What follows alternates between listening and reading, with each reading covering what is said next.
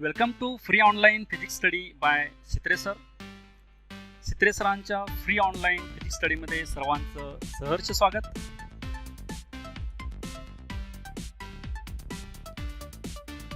In this session, we will study HSC 12 Physics, Chapter 15, Structure of Atoms and Nuclei, Part 4.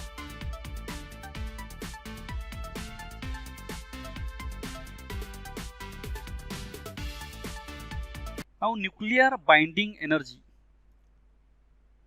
Energy has to be supplied to the nucleus to make the nucleons free, that is, separate them and take them to large distances from one another.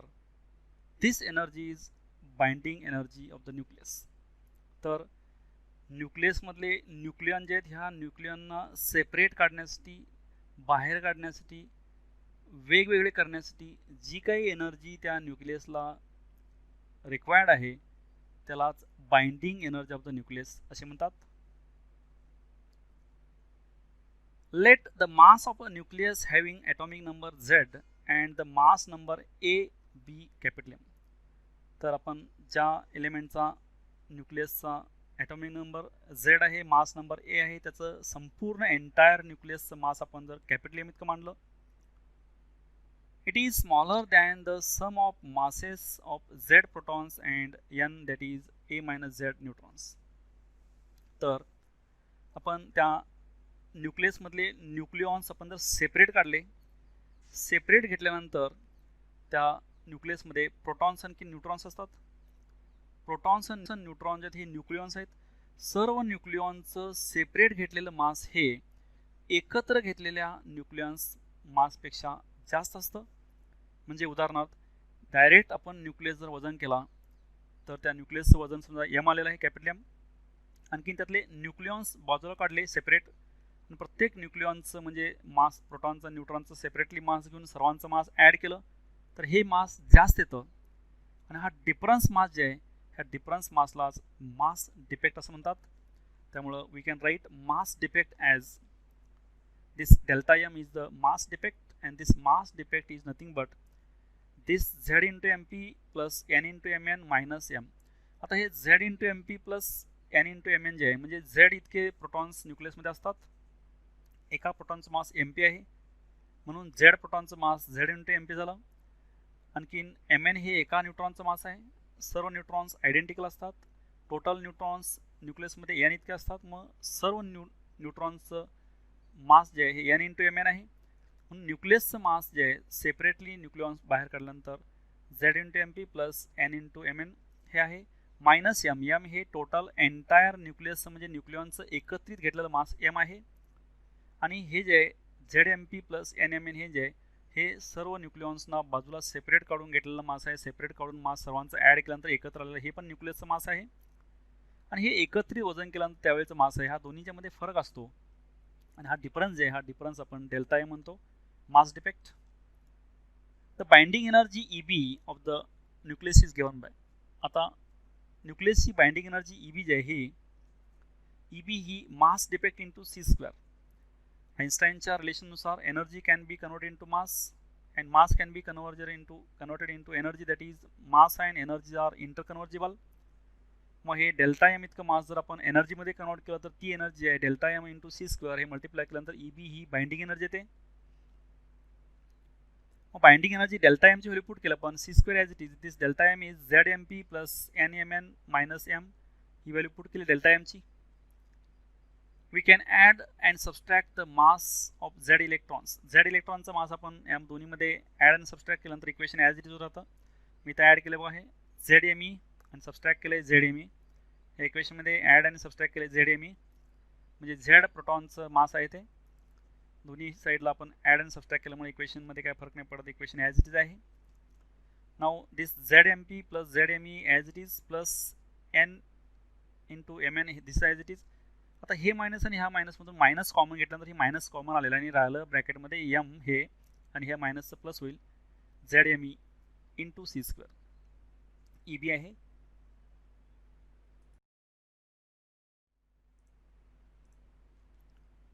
Now this Z into MH plus NMN minus AZMC square. Here MH is the mass of the hydrogen atom and AMAZ is the atomic mass of the element being considered. हे एलिमेंटचा atomic mass आहे total एलिमेंटचं, entire एलिमेंटचं, आणि हे separate आपण nucleons बाजूला काढल्यानंतरचा मास आहे. The binding energy per nucleon, that is EB by A, of the nucleus is average energy which has to be supplied to a nucleon to remove it from the nucleus and make it free.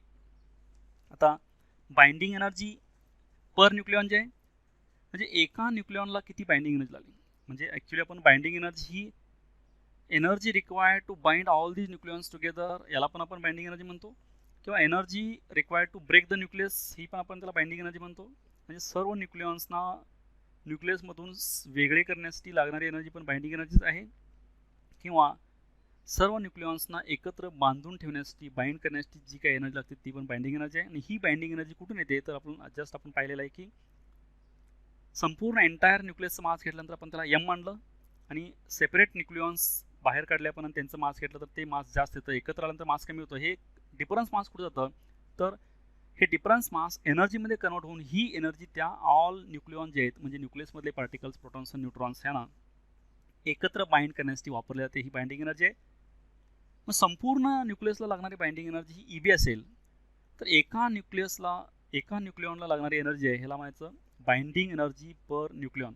मग तो proton असेल किंवा neutron असेल तर binding energy per nucleon he total energy divide by mass number, म्हणजे जेवढे न्यूक्लियसमध्ये nucleons आहेत ते ए असतात, मास नंबर म्हणजेच ही न्यूक्लियॉनची संख्या आहे, न्यूक्लियॉनची संख्या म्हणजे प्रोटॉन्स आणि न्यूट्रॉनची संख्या आहे. तर संपूर्ण न्यूक्लियसला लागणारी एनर्जी ईबी आहे आणि न्यूक्लियसमध्ये असणारे न्यूक्लियॉन्स ए असतील तर ईबी बाय ए म्हणजे एका न्यूक्लियॉनला किती एनर्जी लागली हे मिळते, ही म्हणजेच बाइंडिंग एनर्जी पर न्यूक्लियॉन आहे. प्रत्येक न्यूक्लियॉनला सेपरेट एका न्यूक्लियॉनला बाहेर काढण्यासाठी लागणारी एनर्जी असेल ही बाइंडिंग एनर्जी पर न्यूक्लियॉन आहे. Binding energy per nucleon for different values of A. आता आपण बाइंडिंग एनर्जी पर न्यूक्लियॉन जे आहे ईबी बाय ए आणखीन मास नंबर जे आहे हा मास नंबर ह्याचा जर आपण ग्राफ काढला वेगवेगळ्या एलिमेंटचे बाइंडिंग एनर्जी आणखी मास नंबर जे ह्याचा जर आपण ग्राफ बघितला तर हा ग्राफ इथं प्लॉट केलेला आहे पहा. Deuterium nucleus has the minimum value of EB by A and is there for the least stable nucleus. तर बाइंडिंग एनर्जी ही इथं हायड्रोजन जे आहे ड्यूटेरियम ट्रिटियम यांची बाइंडिंग एनर्जी कमी आहे आणि ही न्यूक्लियस जे आहे हे न्यूक्लियस लेस स्टेबल आहेत कारण यांची कमी बाइंडिंग एनर्जी आहे. तसं पुढं the value of EB by A increases with increase in atomic number and reaches a plateau for A between 50 to 80. तर मास नंबर वाढत गेल्यानंतर ही बाइंडिंग एनर्जी पर न्यूक्लियॉन वाढत गेलेली आहे. आणखीन पुढं हे ऑलमोस्ट 50 to 80 जे आहे इथं हायेस्ट आहे. ह्या 50 to 80 साठी ही हायेस्ट बाइंडिंग एनर्जी आहे आणि सर्वात जास्त बाइंडिंग एनर्जी आहे 56 फेरस याची सर्वात जास्त बाइंडिंग एनर्जी आहे. इथं ही ऑलमोस्ट कॉन्स्टंट आहे त्यानंतर थोडीशी डिक्रीज झाली आहे पुढं binding energy.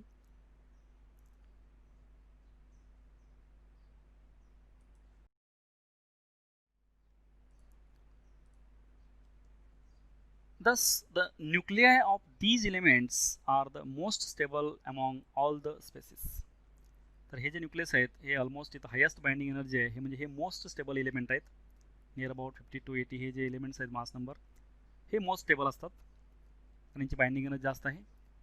The peak occur around A equal to 56 and corresponding to iron which is the one of the most stable nuclei. हे फेरस जे आहे एपी आयर्न जे आहे हे मोस्ट स्टेबल एलिमेंट आहे याचं हायेस्ट बाइंडिंग एनर्जी असणारं हे एलिमेंट आहे.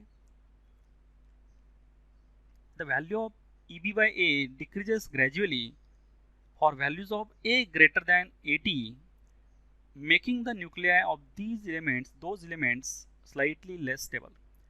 आता हे पुढं इथं बाइंडिंग एनर्जी आहे ही पर न्यूक्लियॉन डिक्रीज होत गेलेली आहे. ज्यांचा मास नंबर मोर दॅन 80 आहे इथं ही बाइंडिंग एनर्जी कमी होत गेली आहे आणि हे एलिमेंट जे आहेत हे मोस्ट स्टेबल नाही आहेत, हे एलिमेंट स्टेबल नाही आहेत, लेस स्टेबल आहेत हे elements. Note that the binding energy of hydrogen nucleus having a single proton is 0. तर सिंगल प्रोटॉन जे असतं, सिंगल प्रोटॉनच्या हायड्रोजनची बाइंडिंग एनर्जी 0 असते. ही बाइंडिंग एनर्जी ही इन्क्रीज होते, ऑलमोस्ट कॉन्स्टंट आहे, त्यानंतर परत डिक्रीज होते. हे हायर एलिमेंट जे आहेत ज्यांचा मास नंबर 80पेक्षा ग्रेटर आहे, यामध्ये न्यूक्लियनची संख्या जास्त असते. पण न्यूक्लियन संख्या जास्त असल्यामुळे ते बाइंडिंग एनर्जी कमी असल्यामुळे ते लेस स्टेबल आहेत हे एलिमेंट्स, युरेनियम वगैरे.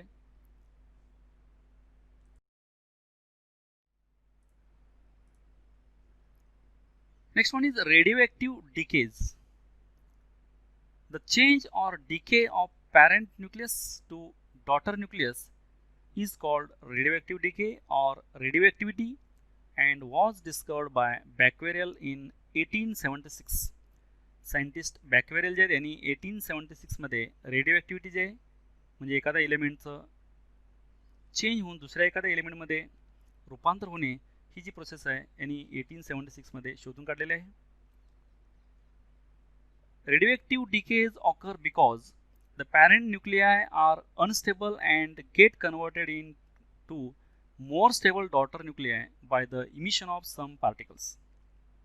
तर जे एलिमेंट ज्यांचा बाइंडिंग एनर्जी कमी आहे हे असे एलिमेंट्स अनस्टेबल आहेत आणि ते अनस्टेबल एखादे पार्टिकल जे हे पार्टिकल इमिट करून रेडिएशन इमिट करून हे दुसऱ्या एखाद्या डॉटर न्यूक्लियामध्ये कन्वर्जन होत असतात, चेंजेस होत असतात, रूपांतर होत असतं.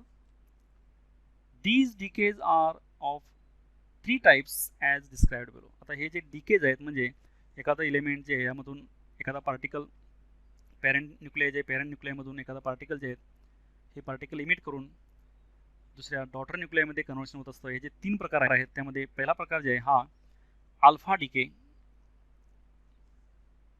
The parent nucleus emits an alpha particle which is the nucleus of helium item.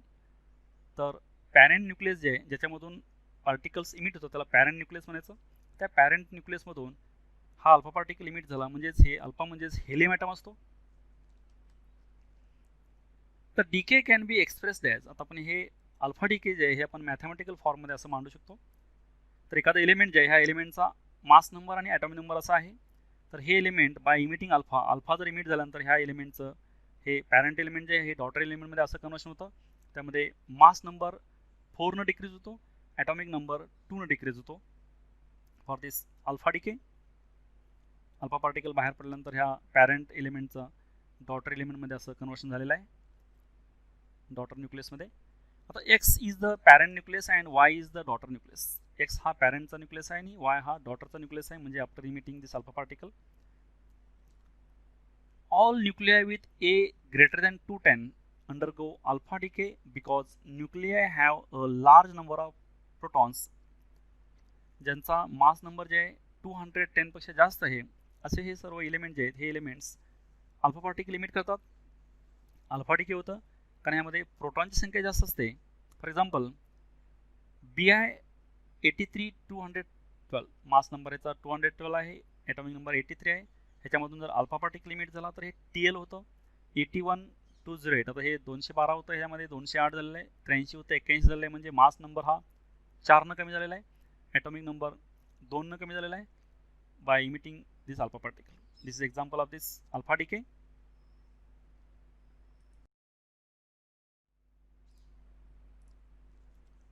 Next, the difference in the energy equivalent of the mass of the parent atom and that of the sum of masses of the products is called Q value. आता alpha particle emit झाल्यानंतर parent nucleus जे आहे parent न्यूक्लियसचं daughter न्यूक्लियसमध्ये conversion होत असतं. मग parent nucleus जे आहे पॅरेंट न्यूक्लियसचं मास हे डॉटर न्यूक्लियस आणखीन इमिट झालेलं पार्टिकल ह्या दोघांच्या मासपेक्षा हे मास जास्त असतं. हा डिफरन्स मास जे आहे हा डिफरन्स मास हा क्यू व्हॅल्यू असते म्हणजे एनर्जी रिलीज असते in this process.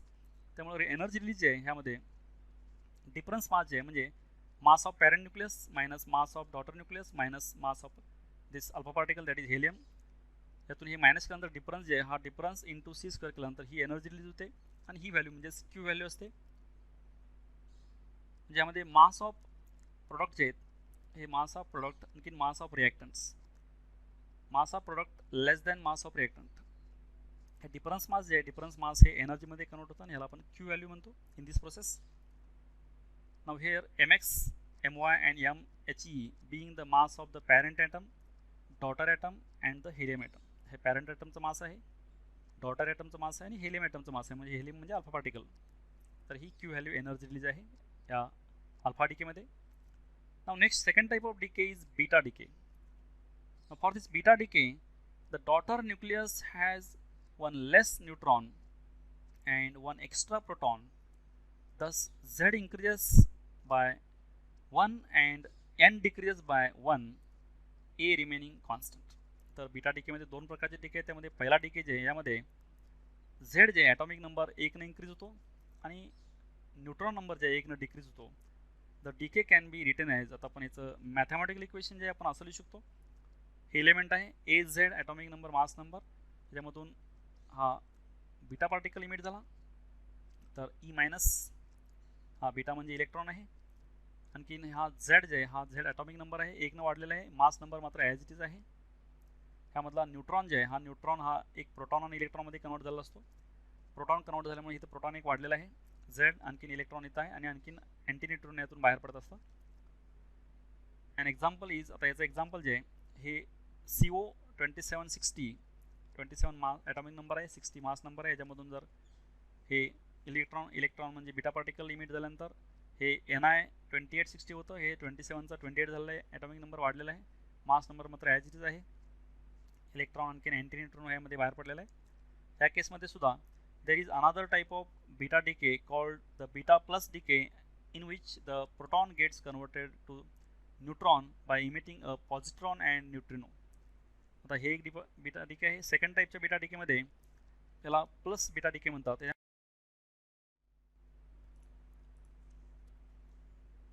This decay can be written as, आता हे जे डिके आहे यामध्ये पहा हा प्रोटॉन जे आहे हा प्रोटॉन न्यूट्रॉन आणखीन इलेक्ट्रॉन आणखीन न्यूट्रिनो यामध्ये कन्वर्शन होत असतो. तर यामध्ये एक्झाम्पल आहे, याचं मॅथमॅटिकल इक्वेशन बघा. तर एक्स ए झेड जे आहे त्यामध्ये झेड 1 ने कमी होतं, प्रोटॉन 1 कमी होतो आणि हा ई प्लस आणखीन न्यूट्रिनो यामध्ये इमिट होतं ई प्लस. तर याचं एक्झाम्पल जे आहे हे एक्झाम्पल Na1122चं Ne1022 होतं. हे ॲटॉमिक नंबर 1 ने कमी झालेलं आहे, mass number as it is आहे. ई प्लस आणखी न्यूट्रिनो यामध्ये इमिट होतं. हा plus type of beta decay आहे. The total mass of the products of the decay is less than mass of the parent atom. The excess mass is converted into kinetic energy of the Q value. तर difference मास जे mass of product आणि mass of reactant ह्यामध्ये जे difference आहे हा difference Q व्हॅल्यूमध्ये kinetic एनर्जीमध्ये conversion होत असतं. आणि क्यू व्हॅल्यू जे आहे MX minus MY minus ME, तर हे डिफरन्स जे आहे हा क्यू व्हॅल्यू इतके एनर्जी यामध्ये कन्वर्शन होत असते. हा बीटा पॉझिटिव्ह डिके आहे. Next one is gamma decay. Third type of decay is gamma decay. Now gamma rays are emitted by the parent nucleus, that is high energy photon. तर gamma ray म्हणजे हा high energy photon असतो. The daughter nucleus is same as the parent nucleus as no other particles is emitted, but it is less energy as some energy goes out in the form of emitted gamma rays.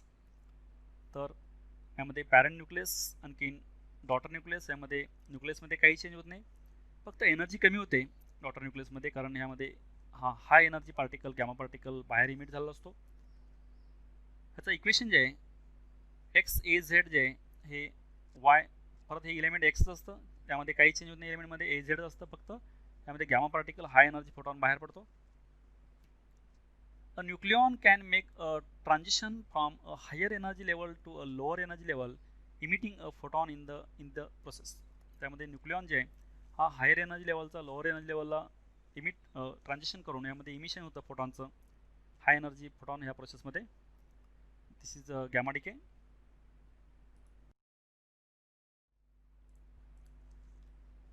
U238, which undergoes a series of alpha and beta decay, a total of 14 times to finally reach a stable daughter nucleus of Pb206. तर uranium 238 जे यामधून alpha आणि beta ह्या वेगवेगळ्या प्रकारचे 14 टाईपचे radiation 14 वेळा alpha beta radiations बाहेर पडून हा युरेनियम 238 फायनली Pb206 लेड ह्यामध्ये कन्व्हर्शन होत असतं daughter न्यूक्लियसमध्ये.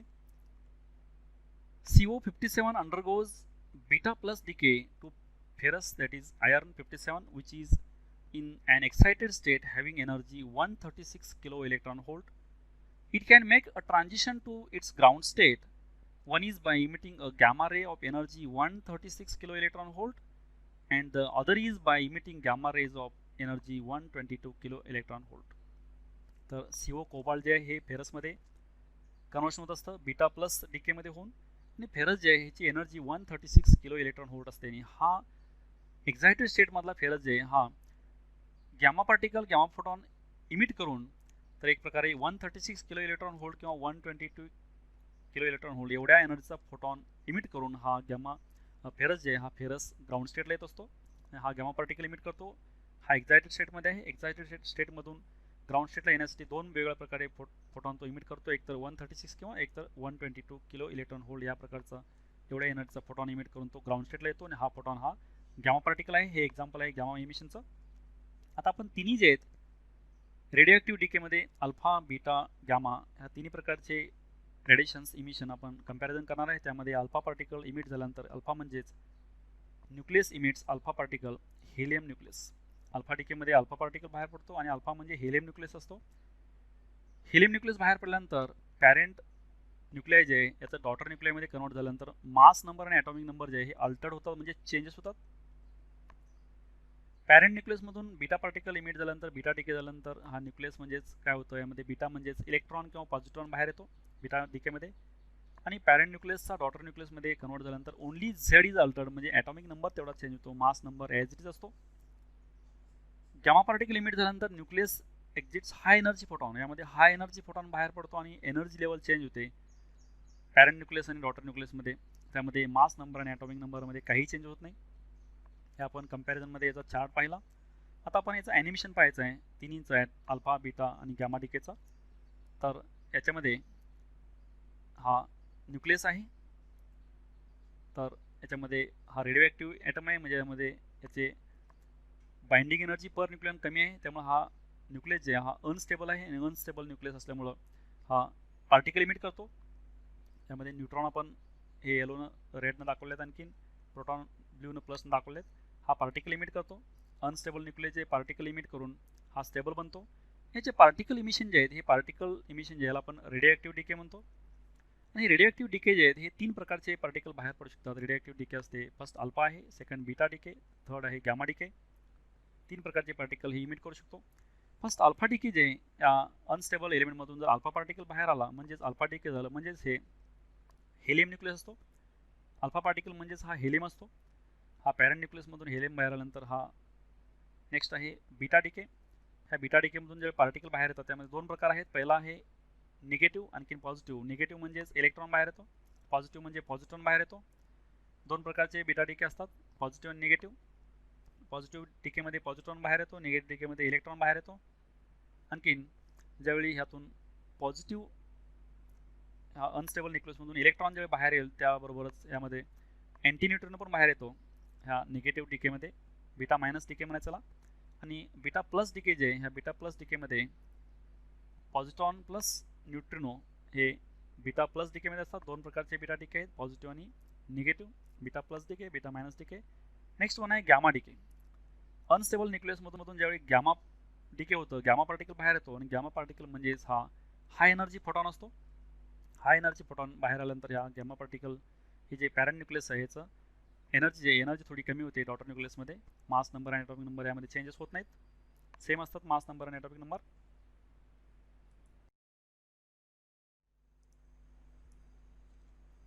Next one is law of radioactive decay.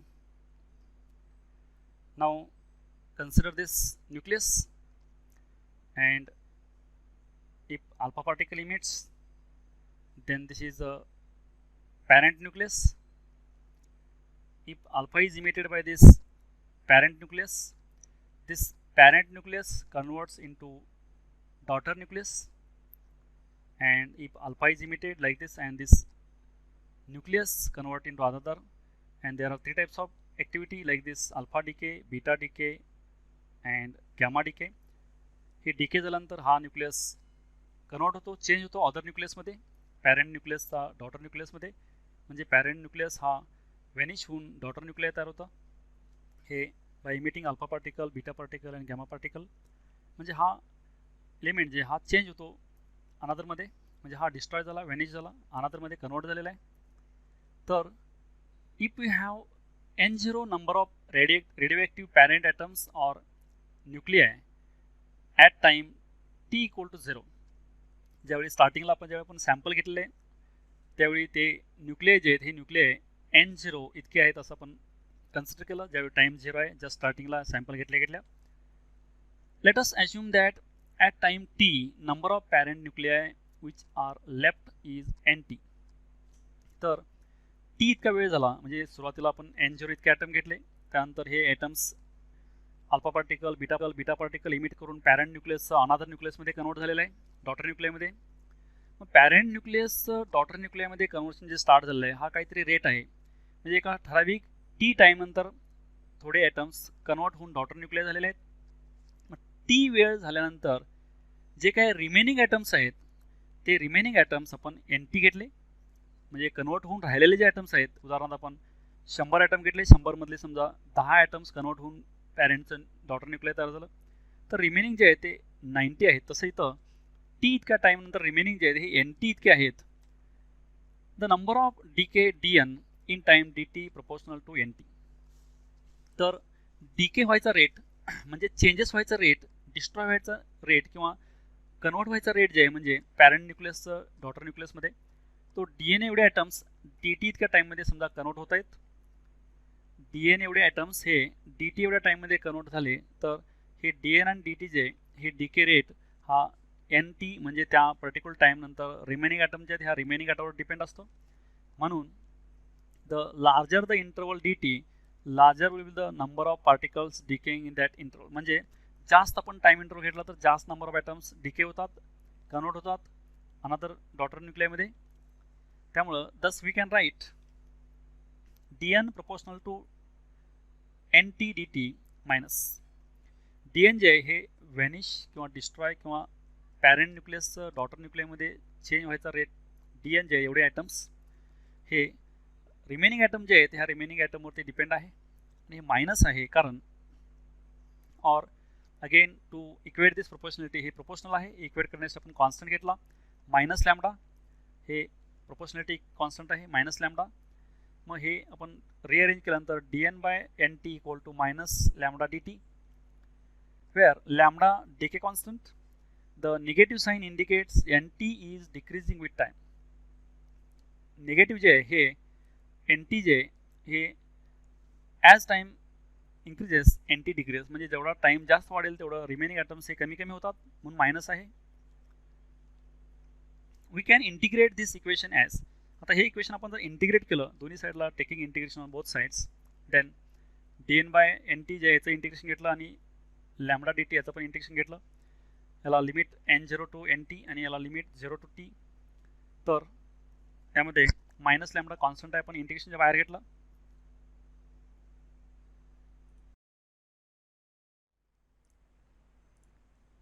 Next again consider this equation, and here integration of this DN/NT and integration of DT. Now integration of DN/NT is log of DN/N0 and DT integration is T and minus lambda as it is, and putting value of upper limit and lower limit, upper limit minus lower limit, NT minus N0, this log of DN/N0, and here T minus 0, that is T only, and this taking exponential term on both sides, e raised to दोन्ही साईडला केलं, exponential घेतल्यानंतर log आणि exponential हे opposite operations आहेत त्यामुळे cancel होऊन DN/N0 येतं, आणि एक्सपोनेन्शियल e raised to जे हे मायनस लॅम्बडा T आणि डिनॉमिनेटरचं N0 इकडे आणल्यानंतर मल्टिप्लाय झालेलं N0, NT equal to N0 e raised to minus lambda T. This is the decay law of radioactivity. हा रेडिओ ॲक्टिव्हिटीचा डीके लॉ आहे.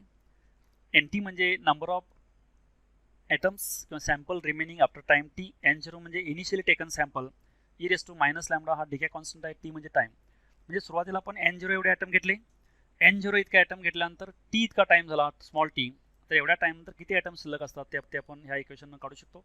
NT हे number of atoms remaining after time t. The rate of decay, that is the number of decays per unit time, is called activity. The rate of decay जे आहे dn by dt हा rate of decay, तर हा decay rate जे आहे यालाच activity असं म्हणतात AT. तर dn by dt हे activity AT आहे. मग आपण सुरुवातीचं स्टार्टिंगचं इक्वेशन जे होतं dn by dt proportional to minus lambda t, म्हणजे dn by dt हे लॅम्बडा nt होतं, त्यामध्ये dn by dt ला AT लिहिलं आहे आणि हे लॅम्बडा nt. तर हे NT जे NT ची व्हॅल्यू पुट केली लॅम्बडा एज इट इज आहे. NT तर आपण कॅल्क्युलेट केला आहे, तर NT is equal to n0 e raised to minus lambda t. Lambda as it is this NT equal to n0 e raised to minus lambda t. This activity and at t equal to 0 the activity is given by. आता हे at any time t आहे. जर t 0 असेल स्टार्टिंगला, activity जे आहे A0 equal to lambda n0. This is the activity at t equal to 0, that is at starting. Now AT equal to A0 e raised to minus lambda t in terms of activity, this decay law. Activity is measured in units of Becquerel in SI units. Activity चं SI unit जे Becquerel आहे.